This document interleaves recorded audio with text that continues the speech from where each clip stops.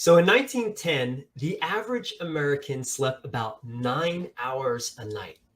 But with the invention of smartphones, the light bulb, TVs, iPhones, and of course, Amazon and Netflix, the average American now sleeps 6 hours a night.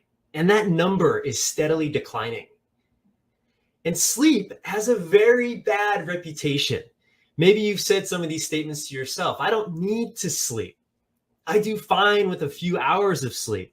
Sleep is a waste of time. I'll sleep when I'm dead. The early bird gets the worm. And my personal favorite, you snooze, you lose. Sleep has a negative connotation. It's largely seen as a waste of time. And I was ignorant to how important and powerful sleep actually is to every aspect of our lives until I learned what I'm about to share with you. When we don't get adequate sleep, our prefrontal cortex, the part of our brain that's responsible for decision-making, executive functioning, and allowing us to go through life making quality decisions, gets fatigued. And it's really the quality of our decisions that dictate our destinies. And so when we're not making good decisions, we make mistakes. And some of the biggest mistakes in history have been linked to a lack of quality sleep. The Space Shuttle Challenger explosion, the Exxon Valdez oil spill, and the 3 Mile Island nuclear disaster were all linked to sleep deprivation. President Clinton once said, "Every important mistake I've made in my life, I made when I was tired." So think about the last mistake you made. If you could think back, chances are you made that mistake because you were underslept, you were fatigued. On the upside, when we get the sleep we need, we're able to come up with new, innovative, creative ideas. And some of the most amazing inventions and discoveries have actually happened throughout the course of the night. Paul McCartney came up with the lyrics for the song Yesterday in a Dream. Dmitri Mendeleev came up with the idea for the periodic table in a dream. Mary Shelley, the idea for the book Frankenstein in a dream. And Eliza Howes, the idea to finish the sewing machine in a dream. Getting quality sleep and allowing our minds to dream not only allows us to come up with new, creative, innovative ideas, but it acts as emotional first aid.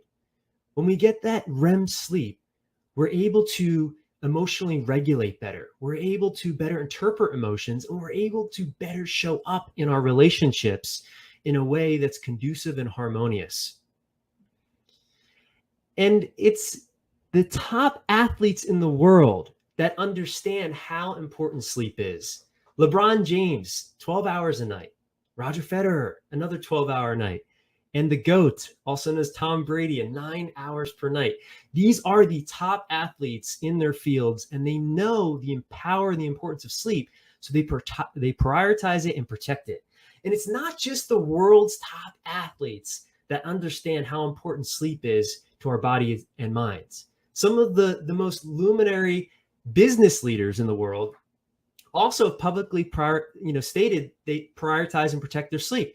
Arianna Huffington, 7 hours. Mark Zuckerberg, 7.5 hours. Bill Gates, 7 hours. And Jeff Bezos, the wealthiest man in the world, founder of Amazon, 8 hours.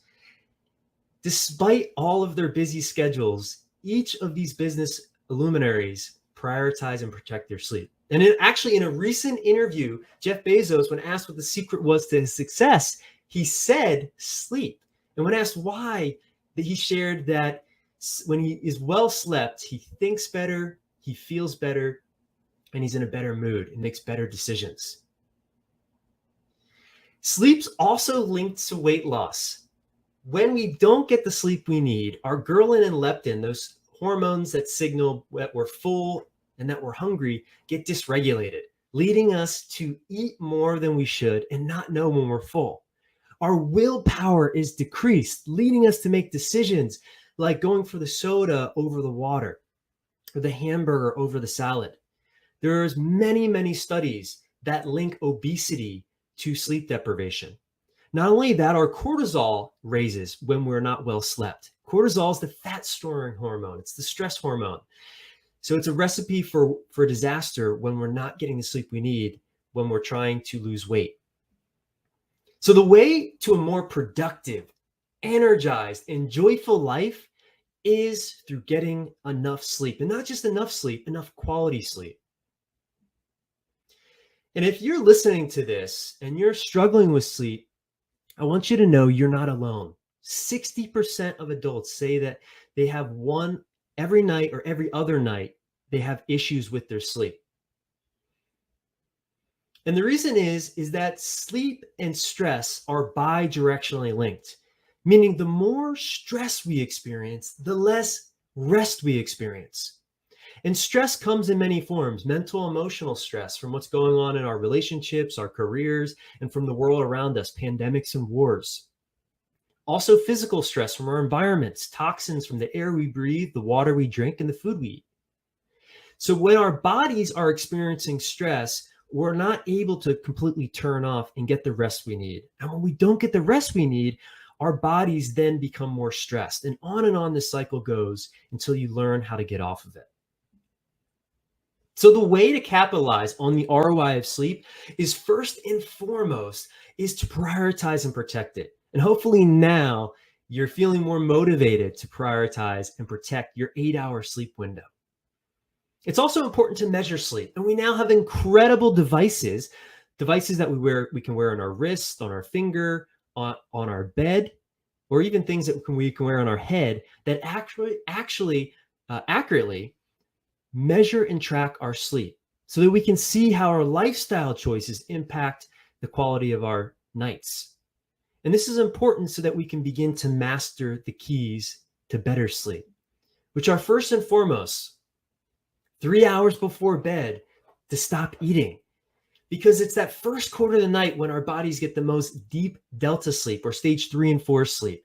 And it's during this phase of sleep that our immune systems are activated, clearing cancer out of our bodies. It's during this stage that our growth hormone is released, our lymphatic system, the lymph system of our brain, which washes out the beta amyloid, the plaque that builds up and creates Alzheimer's, gets flushed out. It's a very important stage of sleep. And we do not want to be digesting our food when our bodies are trying to repair and recover during this important stage of sleep. The second key is 2 hours before bed is to stop working. So often we take our days and we bring them into our nights. We must have what I call a bed buffer, which is a buffer from your day and your night to allow your body and brain to start to turn off. And then 1 hour before bed, that's when we start our bedtime routine. Ideally, this is away from technology because technology creates hyperarousal and the blue light blocks melatonin. Melatonin is a sleep hormone that signals our bodies that it's time for rest. The fourth key is to create a sleep sanctuary. This is cold, dark, and quiet. You want to make sure that your room is clean. The bedroom and the bed are the most important. The bedroom is the most important room in your entire home, and the bed is the most important piece of furniture that you own. Because think about it, you're in that room and on that bed for 1/3 of your entire life.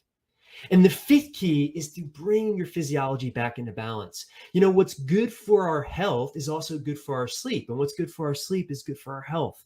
So making sure that you're staying hydrated, you're eating good foods, you're moving your body, you're managing your stress is going to allow you to get the rest you need so that you can show up and do it all again the next day. Sleep is the single most effective thing we can do to reset our energy, our brain, our body, and our health every single day. And it truly is the small, consistent things we do every single day, those little choices we make that determine if we'll have a great night of sleep, vibrant energy, and extraordinary health.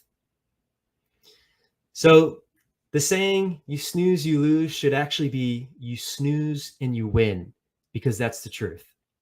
Thank you very much.